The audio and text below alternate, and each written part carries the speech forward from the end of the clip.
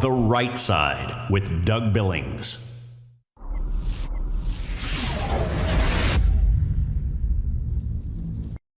Ladies and gentlemen, this broadcast is made possible by the Spreely Network. It is the network, Spreely, for free thought and free people.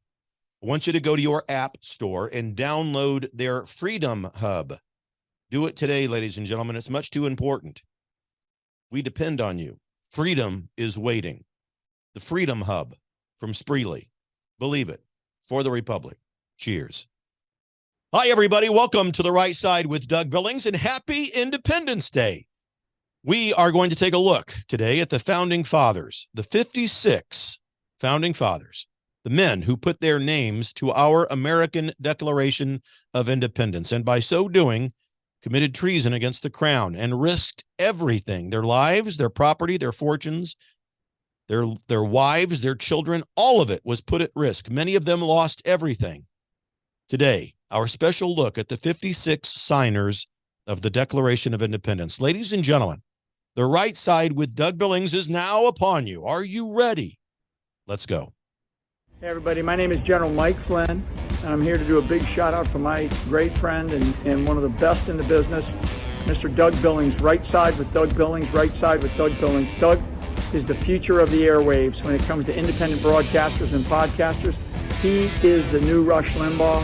He's exactly what America needs right now, looking for honesty, looking for wisdom, looking for truth, looking for patriotism. Listen to Doug Billings at Right Side with Doug Billings. God bless you and God bless America, and thank you. Ladies and gentlemen, we are winning. We're winning, winning, winning. Welcome to The Right Side with Doug Billings. Are you ready? We are not liberal snowflakes who melt away in the face of tragedy, adversity, and challenge. We are a covenant nation under God, and His divine providence is not dead and it's not gone. It is living within each and every one of you. And you will bring it to life in such a way that the world has never seen before. We never back down. We never give up. We march forward.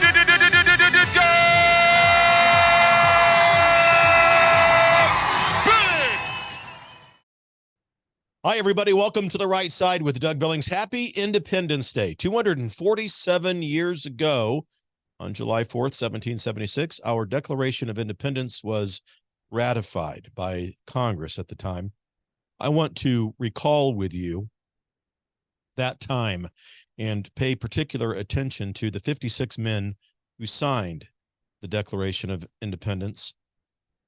It's no secret to any of you, I'm sure, any of you who have watched the program in the past. I am a huge fan, and always have been, of Rush Limbaugh.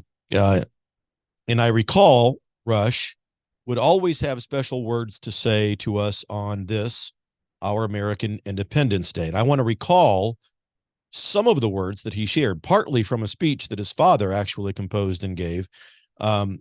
And I want to recall what our founders went through. And I want to look at that. I want to juxtapose it, what we think we're going through today. I want to use portions of all of that, but much of this today is my perspective on what I think is a God-evident series of events that led up to our Declaration of Independence and what the signers had to endure as a result of putting their names on that document. You know, folks, in so many ways, we are comfortable today. Now, I'm not talking about what Biden and the Communist Socialist Party have done to this republic. I'm talking in general. In America, we still live a pretty comfortable life compared to the rest of the world. We see the tyranny all around us. There's no doubt about it. It causes some of us to panic, causes some of us to worry, causes some of you out there to lose hope. I have said since the day I started this program that America is not on her deathbed. America is a divinely inspired republic. It is not a democracy. The founders had great and rigorous debates about not making America a democracy. And what the founders did, what these 56 signers of the Declaration of Independence did, was to give us our first example of how local involvement in our communities can not only give birth to a republic, but how our local involvement today can save it. It's up to us to look to the founders for their example and what they went through and what they endured. And we juxtapose that against some of us out there who think that it's just too long and it's too much of an inconvenience to go sit in a school board meeting for 3 hours and voice our opinions to save our children. And then we look at what the founders did, what these 56 men who signed our Declaration of Independence, these founding fathers, what they did. And so today I want to tell you about this. Every one of the founding fathers, every one of the signers of the Declaration of Independence lost much. They lost wealth, they lost property, they lost health, they lost wives and children, and some of them lost their own lives. What are we prepared to do to earn what they have provided us? I guess that's the question today, because there were 56 men who signed the Declaration of Independence of the United States, 56 men who risked absolutely everything in their lives, their family, their property, their health, and yes, their lives. On the morning of July 4th, 1776, our Congress got to work. There was a lot of work to do. The Declaration of Independence was not the only thing on the docket. They had to take up an emergency issue about arming Philadelphia, about helping Virginia. There was great debate about the Declaration of Independence. Make no mistake. It was read out loud for the umpteenth time. They had heard it before, and the debate about its verbiage continued. They wanted to fine-tune it a bit. Thomas Jefferson, as you know, was the primary author of the document with the help of and from John Adams, Benjamin Franklin. But Jefferson was the best writer among all of the founders. He tended to be loquacious, though, got wordy. And so the members of Congress began to edit and make revisions to the document. And I think all in all, they did a good job. You can look at the rough draft compared to the final document. They did a great job of coming together. And I think that, they all were men of God. They all prayed. They all believed in divine providence.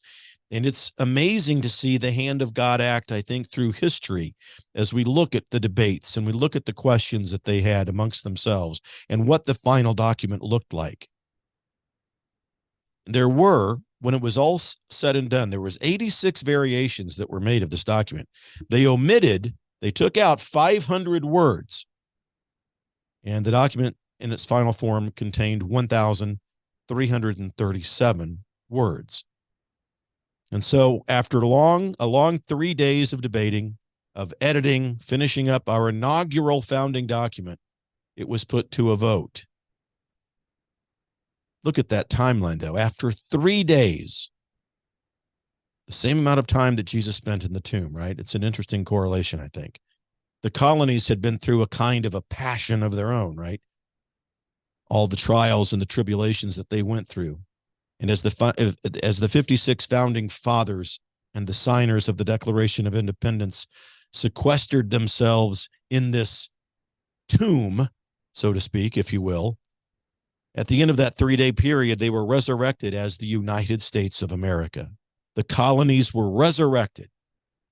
They went into the meetings as a series of colonies, and they came out as the United States of America, because on July 4th, 1776, the Declaration of Independence was adopted. And that wasn't the only issue. Like I said, it wasn't the only issue they debated during that time. There was no great fanfare after it was done. There was no parade. There was no, there was no party after this adoption of our nationhood. There was other pressing business they had to get to, and they knew it. So they met those obligations as well. But who were the 56? Who were they exactly? Do you know all of their names? I'm hoping that many of you have a copy of the Declaration of Independence handy at home or in your pocket. Some of you I know carry it with you on a daily basis. But these 56 men had just committed treason against the crown by signing and adopting this document. A few of them had names that we know now as household words. Jefferson, Adams, Hancock, Franklin. We all know them. They're the most famous of the signers. But I wonder if it dawns on us when we look at the Declaration of Independence, that there are some significant names that are, in fact, not on that document. Where is George Washington's signature? What about Alexander Hamilton or Patrick Henry? Where are they? Well, they were off doing other business. George Washington was engaged in what you might remember as the Revolutionary War. And they were, all of these found, all, the 56 signers, they were young. They were young men. Far too often we look back in history and we view people of significance as being older. You know, it's famous, Jesus and his disciples. I always comment on this when it comes up. The movies portray the apostles as these older men in their 40s and 50s, and that's just absolutely not true. They were young men, boys, practically, ranging in age from 16 to 23. And so it is with these 56 young men. They were young. Benjamin Franklin was really the only truly old guy in the group. Of the 56 signers, 18 of them were under the age of 40. 3 of them were in their 20s. Almost half of them, 24 to be exact, were judges and lawyers. 11 of them were merchants. 9 were landowners and farmers. And the remaining 12 were doctors, ministers, and politicians. Ladies and gentlemen, meet your 56 signers, the founding fathers of this republic. All but one of the 56 signers were men of wealth and property, which in those days equated to substantial wealth through primarily land. Samuel Adams was not as rich as the rest. He is, of course, from Massachusetts. They all had education. They all had standing within their communities. And they had really what very few people had in the 18th century, and that is financial security. And every one of them had much more to lose from committing revolution than they ever would have had to gain from it. As one of the richest men in America, John Hancock had already captured the attention of the British soldiers and England, King George, when he put a 500-pound bounty on him. Hancock knew it, and that's why he signed his name in such big letters, so as to say to King George, hey, look, you can read this without the help of your spectacles.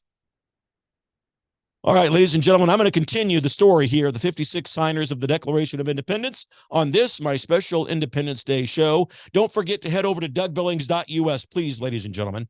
DougBillings.us, this is how we support the show, and you support me in doing it.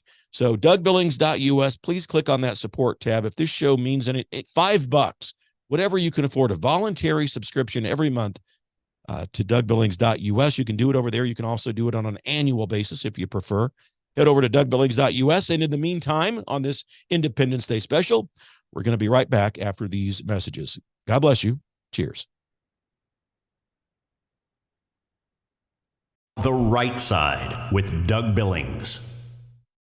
Hi, guys. Hey, real quick, a lot of you concerned with this central bank digital currency nonsense that's going out there. Will my paper money, fiat currency go away? How am I going to live if it's just gold and silver out there? I got a place where you can go to get information to answer all of your questions. Not trying to sell you anything, trying to get you information. Ladies and gentlemen, we are in this together. We've got to have each other's back. rightside.goldandsilver.business. Go over to rightside.goldandsilver.business and ask for information. And if you want to help people to do this, there's a business opportunity for you over there. People making upwards of $7,000 a week. I kid you not. rightside.goldandsilver.business. Don't put a www in front of it. Just rightside.goldandsilver.business. Go over there, ask for information, and get involved. We're in this together, ladies and gentlemen. Believe it. For the Republic. Cheers. The Right Side with Doug Billings. I want to tell you about the good people over at EMP Shield. Electromagnetic pulse. Electromagnetic pulse, ladies and gentlemen. It can fry your home electrical system or your vehicle's electrical system. But if you attach one of these, now this is for your breaker box at home. There's a smaller version that goes on your battery of your car, your vehicle, that will prevent it from being fried in the event of an electromagnetic pulse. Because as you know, thanks to Administrator Biden, many people coming across the border now who don't exactly have the best of intentions. Protect yourself. EMPshield.com. Get huge discounts over there if you use the promo code DOUG. The Right Side with Doug Billings. Hi, everybody. Welcome back to The Right Side with Doug Billings, where I am with every breath I take and every move I make, fighting to restore the divine providence of God to this republic. On our Independence Day special, we're talking about the 56 signers of the Declaration of Independence, the founding fathers of our republic. And, you know, they're in this room. They've committed treason against the crown. The crown knows these people. They've made a list, and these men are on it. And they're in Congress. They've met in Philadelphia. And can you just imagine the heaviness of the moment that must have settled in among them as they signed their names to that document? The greatest fighting force in the world, England, was going to be coming after them individually and coming after our fledgling republic. Continuing on with some of the signers, the 56 signers, Benjamin Franklin, you all well known, he summed it up, you know, this heaviness that was around them and the magnitude of what they had just done. He said, "Indeed, we must all hang together, otherwise we will most assuredly hang separately." A little play on words there, but you know what he's talking about. If we don't stick together in this, if we don't have each other's backs, they're going to hang us individually or they're going to hang us all together. And to that, there was another Benjamin among these 56 signers, Benjamin Harrison, who was a portly man, a bit overweight. And he said to them, "With me, it'll all be over in a minute, but you'll be dancing on air for an hour after I'm gone." And isn't that just like how a lot of people behave when they're under incredible pressure? They make jokes. And that's what they were doing here, back and forth. And often, as the jokes do, they reveal the inner strife, the inner conflict that the comedian is going through who's telling the joke. And they were going through, they knew they were going to be hung if they were caught. That was the penalty for what they had just committed, treason against the crown. They all knew what they risked. And if you remember, again, your civics and your history lessons in July of 1776, there was this thing called the Revolutionary War going on, and there was a huge, powerful British fleet anchored off in New York Harbor. So this threat of what they were doing was real. It was palatable. And these were serious men. These were not snowflakes. These were people who had no early signs of wokeism within them. They didn't shirk responsibility, but they embraced it without even thinking twice about it. How severe of a loss of responsibility do we see in our republic, especially among our young people today, but among us old timers as well? People just shirk responsibility. But these men didn't complain. They were doing the work of what we call determined patriotism over here. They viewed it as their moral duty, determined patriotism, doing the daily work, the work that's hard. Patriotism is tough. If you want to save this republic, it's about getting involved and going to a school board meeting, for example, that may last 3 hours. It's about becoming an election observer, a poll watcher, volunteering to do those things. That's how we get the republic back. That's how the republic was given to us, by local involvement of 56 founding father heroes. These men were not fanatics. They weren't riotous. They weren't clashing outdoors in violent protests. They were our first examples of peaceful local involvement that can change the course, and in fact, not only the course of our own republic, but the course of the planet's history. Peaceful debate, drafting of a document, ratification of the document, and there it is. And everything that they risked was in those words and was sealed and codified with their signatures. Think about it. What they were searching for, what they really wanted at the time when they were going through this, was just the status quo. It was the changes that were coming upon them is what they resisted. The changes being enforced from and by England. It was equality with England that they wanted. It was taxation with representation that they wanted. All of them, ladies and gentlemen, and this, you would be well to remember this, all of them were conservatives by nature and religious men who believed in God and his divine providence. And in this document, our Declaration of Independence, with these words, they rebelled against the tyranny which sought to prevent them from achieving God's independent plan for his republic and for his intention of what would become America. The pursuit of life, liberty, and happiness, and the rights that come to us from God and codified in this document were being sworn to by these 56 men. And it was God. It was not money. It wasn't status. It wasn't property, which called these men to gather in together in Philadelphia to sign this document. It was the will and the providence and the calling and the beckoning of God. You see, our founding documents are inspired by God and written by men. Of the 56 men that gathered in Philadelphia that day, 2 of them became presidents of the United States. 7 of them became state governors. 1 of them died in office as vice president of the United States. Several of them would go on to become United States senators. 1 of them would become a delegate from Philadelphia. He was the only real poet and musician and philosopher of all of the signers, and his name was Francis Hopkins, who really was the one who designed the United States flag, not Betsy Ross. It was Francis Hopkinson, excuse me. There was Richard Henry Lee. He was a delegate from Virginia. He introduced the resolution to adopt the Declaration of Independence in June of 1776, a month earlier.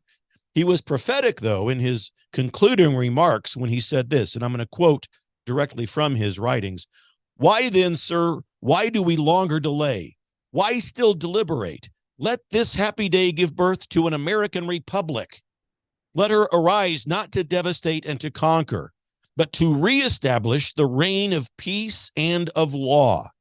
The eyes of Europe are fixed upon us. She demands of us a living example of freedom that may exhibit a contrast in the felicity of the citizen to the ever-increasing tyranny which desolates her shores. She invites us to prepare an asylum where the unhappy may find solace and the persecuted riposte. If we are not this day wanting in our duty, the names of the American legislatures of 1776 will be placed by prosperity and posterity at the side of all whose memory has been and ever will be dear to virtuous men and good citizens." End quote. And some people, now this is an aside, but because of the nuances of history, some people are confused as to when the Declaration of Independence was officially adopted. But be certain, ladies and gentlemen, it was July 4th, 1776. However, it wasn't until July 8th that 2 of the states authorized their delegates to go ahead and sign it. It was already adopted. There was 2 states that still needed to send delegates to sign it, and that happened on August 2nd. Of 1776. Those signers met in Philadelphia. They signed the document. It didn't mean that it hadn't already been adopted. It was adopted again on July 4th, 1776. And in his diaries and his journals, one of the founders of the 56, William Ellery, he wrote about his curiosity. He wanted to see the signers' faces because, again, folks, these people knew. They knew what they were up against. I'm going to talk about William Ellery and what he thought everybody's faces would look like when they signed the Declaration of Independence. I'll talk about that when I get back from this break. Ladies and gentlemen, DougBillings.us. Please head over there, DougBillings.us. Click on the support tab at the top of the website. $4, $5, $6, $10, $20, whatever a month that you can afford to help us keep this show going. Please consider a voluntary subscription to DougBillings.us. I'll be right back on our Independence Day special. Cheers. The Right Side with Doug Billings.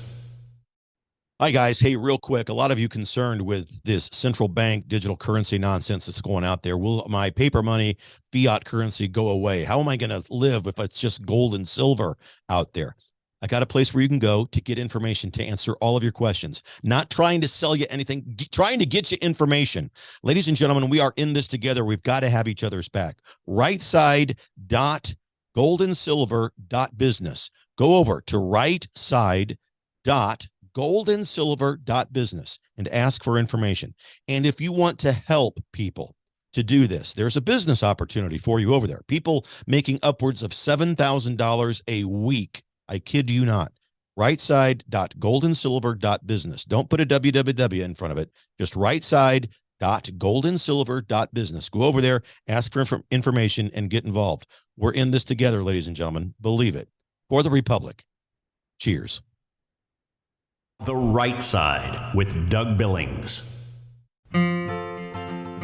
Do you love coffee? Well, you're not alone. Over 150 million Americans drink more than 400 million cups of coffee each day. But does your coffee love you as much as you love it? According to the University of Santa Maria in Brazil, the average coffee today contains up to 117 pesticides and over 30 mycotoxins. And long-term pesticide and toxin exposure has been linked to many health issues such as Parkinson's, asthma, depression, anxiety, ADD, ADHD, and cancer, and more. So perhaps the problem is in your cup of coffee. But don't worry, Java Boost Coffee is here to help. With Triple Lab tested organic coffee, coconut cream, ginger, turmeric, and the newly discovered muscadine grape with over 100 antioxidants, and better still, no pesticides, mycotoxins, there's no roasting, brewing, grinding, measuring, or even sweetening. Java Boost Coffee reduces hunger and cravings, stabilizes blood sugar, and promotes mental energy and clarity. Just add a scoop of Java Boost to hot or cold water and you're ready to enjoy the delicious cup of gourmet, healthy coffee for less than $2. How much are you paying for your unhealthy 117 pesticide and mycotoxin coffee? Look, we all love to drink coffee. Let's drink coffee that loves us back. Let's drink Java Boost Coffee.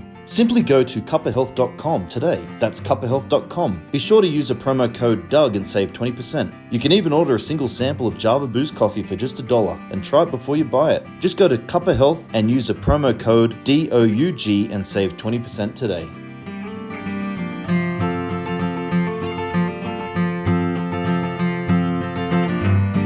The Right Side with Doug Billings.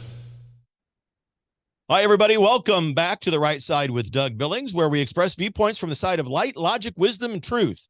Right here, while we save the republic from the tyranny of the left, those intellectually immature members of the left. Look, they don't talk about the founding fathers and the documents of our founding at all, really, do they? They certainly don't believe in the divine providence of God and what these men, they don't talk about what these, they don't even call us a republic. You notice that? They propagandize us all of the time. The members of the elected class, members of the media, they continually call us a democracy. You know, our democracy is under attack. Billings is a threat to our democracy. Whatever. We're not a democracy, folks. We are a constitutional republic. I just refer to us as a republic for short. The founding fathers wanted that to be the case.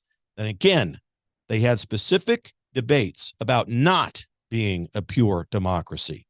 So we're talking about, on this Independence Day, our 56 founding fathers, the signers of the Declaration of Independence. And I began to tell you a story about William Ellery, because everybody who was signing this document, you know, set the stage. And I'm not trying to make light of it, but it was a heavy, heavy, heavy moment. They had just committed treason by signing the document and agreeing to the document. It was ratified, and now they're treasonous against the crown. William Ellery said, he was writing in his journals, he wanted to see the curiosity on the faces. He wanted to see what they look like as they signed this document, because it was a heavy deal. And he made that note in his diary. He said, "But in no face was I able to discern real fear." And picking up on that, another founder, one of the 56, Stephen Hopkins, he was Ellery's colleague from Rhode Island. Now, Hopkins was over 60 years old. And as he signed the document, he had a shaky hand. And he said to those in the room, he said, "My hand trembles, but my heart does not." So I like these stories. And I could go on and on. We could be here for a few hours instead of just the 1 hour that I have with you. But the British had, some time ago, and before this list of signers was published, they had identified each member of Congress, the British had, who was suspected of signing the document and suspected of treason, suspected of writing it, and so forth. And every one of these 56 signers was hunted viciously. Some of them were captured. Some of them, like Thomas Jefferson, had narrow escapes. All of them suffered, whether it was from loss of property, of family, or lives, or spouses. They all suffered. Francis Lewis, another signer. He was a delegate from New York, and he saw his home absolutely pillaged. His estates in what is now Harlem were destroyed by British troops. Mr. Lewis was captured. He was treated with viciousness. I mean, it was animalistic. And although he was later exchanged for two British soldiers who were prisoners at the time, the Congress came through for him and secured his release. But he died as a result of that treatment that he received in the British prisons. William Floyd, another founder, another signer. He was from New York. He was able to escape with his wife and his children across the Long Island Sound to Connecticut, where they lived as refugees without any income for 7 years. And when they came home, like so many of them, they found their home completely in ruins. There was Philip Livingstone. He had all of his great holdings in New York confiscated. His family driven out of their home. Livingstone died in 1778, still working in Congress, still working for the American cause of the Republic. Lewis Morris, he was the fourth New York delegate, saw all of his timber, all of his crops, his farm, his livestock were taken. 7 years he was barred from seeing his home and his family. And John Hart, he was from Trenton, New Jersey. He risked his life to return home to see his wife, who was dying. There were Hessian soldiers who were riding after him, but he escaped into the woods. Now, while his wife lay there on her deathbed, the soldiers ruined his farm, burned it, wrecked his homestead, completely obliterated it. And Hart, who was 65 at the time, slept in caves and in nearby woods as he was hunted across the countryside. When finally, after he was emancipated by hardship, he was able to sneak home, he found his wife had already been buried. His 13 children had been taken away. Ladies and gentlemen, he never saw them again. He died a broken man in 1779 without ever finding his family. Dr. John Witherspoon, he was a signer of the Declaration of Independence, one of our founding fathers, president of the College of New Jersey, which would later become Princeton. The British occupied the town of Princeton. You ever been to Princeton? Lovely town. I've been to the university. Of course, it's a raging hub of liberalism, but a beautiful place nonetheless, especially in the fall. But the British troops had occupied the town of Princeton and the college campus. They quartered troops there. They trampled it. They demolished it, and they burned the finest college library in our country. Another signer, one of our founding fathers, Judge Richard Stockton. He was another New Jersey delegate. He was a signer. He had rushed back to his estate in an effort to evacuate his wife and his children. They found refuge with friends, but there was a Tory sympathizer in the neighborhood who betrayed them. So Judge Stockton was pulled from bed in the middle of the night, brutally beaten by the arresting soldiers. He was thrown into a common jail and deliberately starved. Now, Congress finally arranged for Stockton's parole and his freedom, but his health was already ruined. The judge was released as an invalid. When he could no longer harm the British cause, the British felt okay to release him. He returned home to find his estate looted, and he did not live to see the triumphant ending to the revolution. His family, after his death, was forced to live off of charity. Robert Morris. He was called the Merchant Prince of Philadelphia, very wealthy. He was a delegate from Philadelphia, a signer of the Constitution. He met all of George Washington's appeals for money year after year. It was Robert Morris who always came through. He made and raised arms and provisions that made it possible for Washington to cross the Delaware at Trenton. And in the process, Morris lost 150 ships at sea, bleeding his own fortune and his credit almost completely dry. Just a few of the founding father stories. We've got a few more to go here, ladies and gentlemen, as we go through our Remembrance Day of the independence of the United States, our Constitution, its founding fathers, the 56 men who signed the document.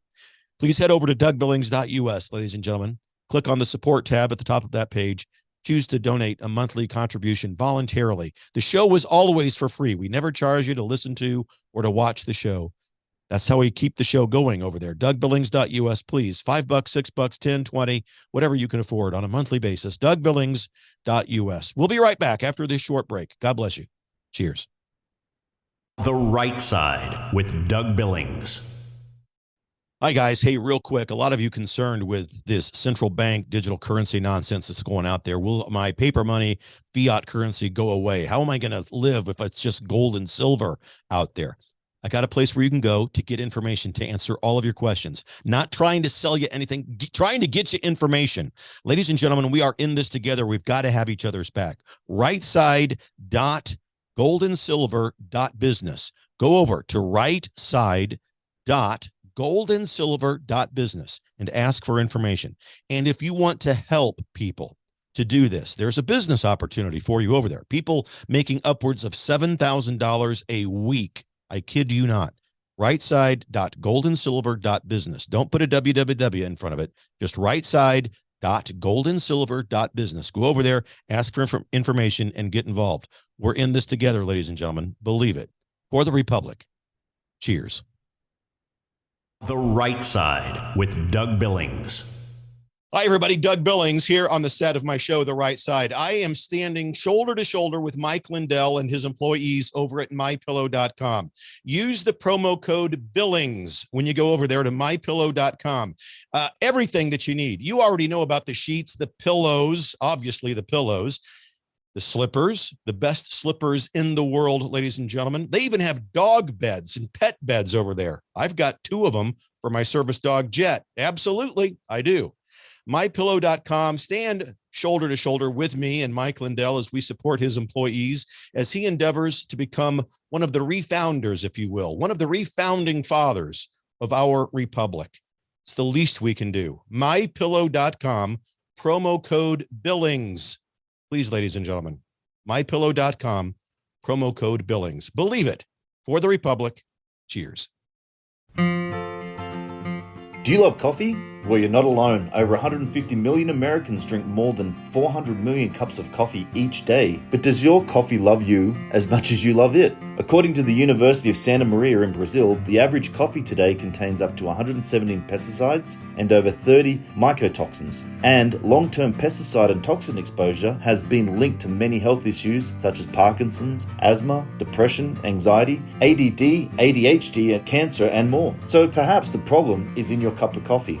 But don't worry, Java Boost Coffee is here to help. With Triple Lab tested organic coffee, coconut cream, ginger, turmeric, and the newly discovered muscadine grape with over 100 antioxidants, and better still, no pesticides, mycotoxins, there's no roasting, brewing, grinding, measuring, or even sweetening. Java Boost Coffee reduces hunger and cravings, stabilizes blood sugar, and promotes mental energy and clarity. Just add a scoop of Java Boost to hot or cold water and you're ready to enjoy the delicious cup of gourmet, healthy coffee for less than $2. How much are you paying for your unhealthy 117 pesticide and mycotoxin coffee? Look, we all love to drink coffee. Let's drink coffee that loves us back. Let's drink Java Boost Coffee. Simply go to cuppahealth.com today. That's cuppahealth.com. Be sure to use the promo code Doug and save 20%. You can even order a single sample of Java Boost Coffee for just $1 and try it before you buy it. Just go to Cuppa Health and use the promo code DOUG and save 20% today.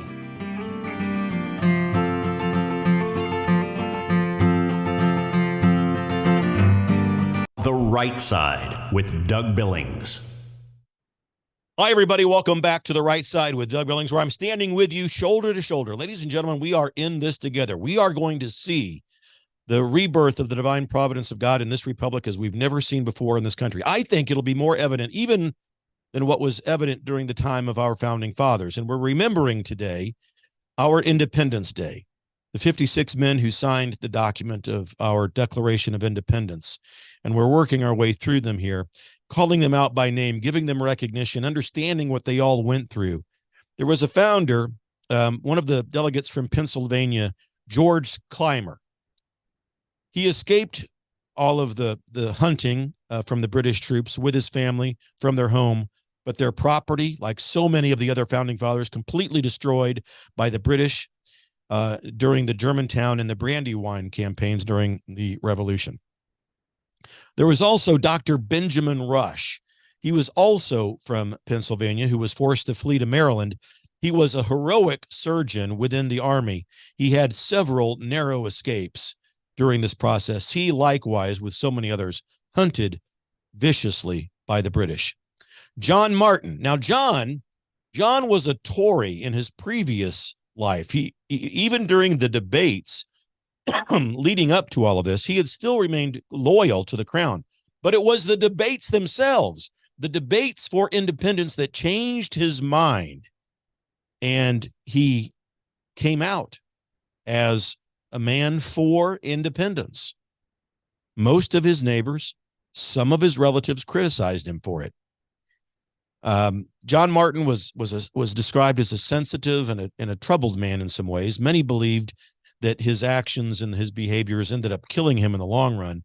And when he died in 1777, to his credit, and I tell you, these words, these men, they knew what they were doing, and they knew what they were going through, and they looked back at all of this with no regret.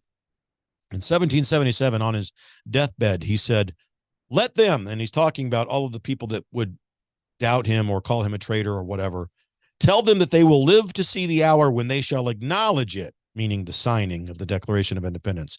They shall acknowledge it to have been the most glorious service that I have ever rendered to my country.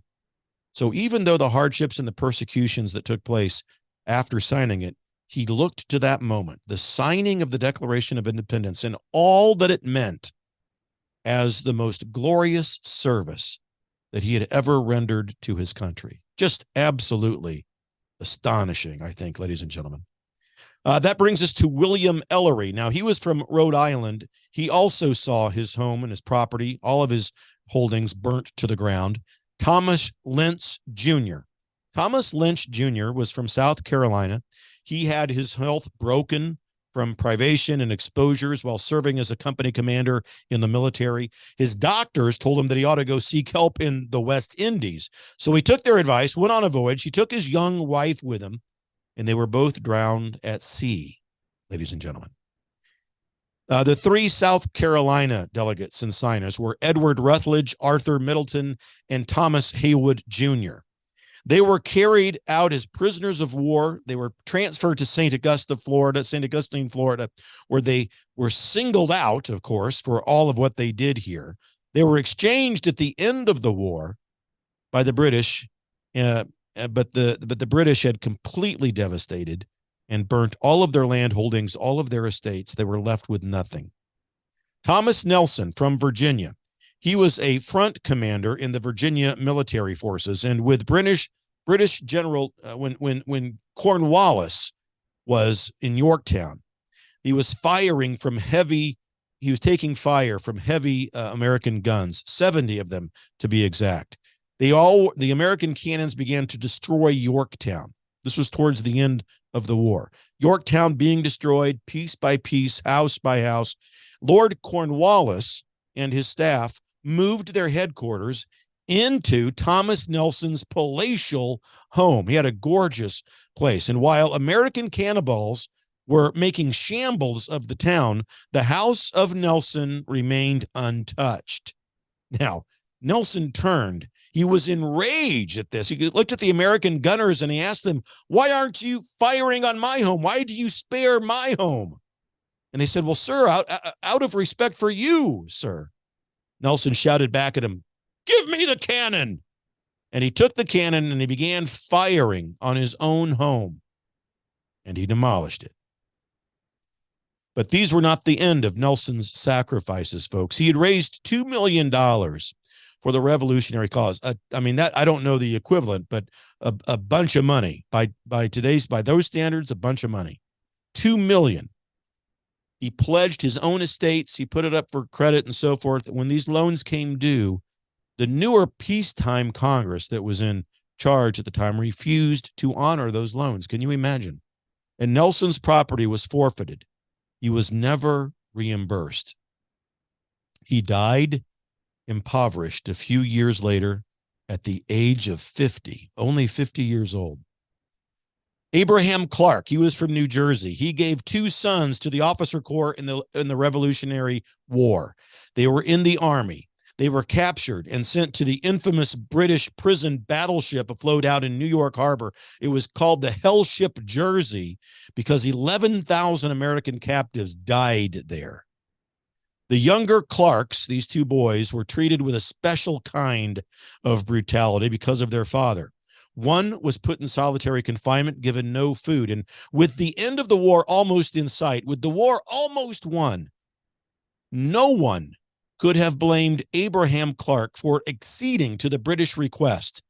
Now, the British offered them his sons' lives if he would recant and come out for the king and for the parliament and say no to American independence. Can you imagine this man in the despair, the anguish in his heart, in his soul?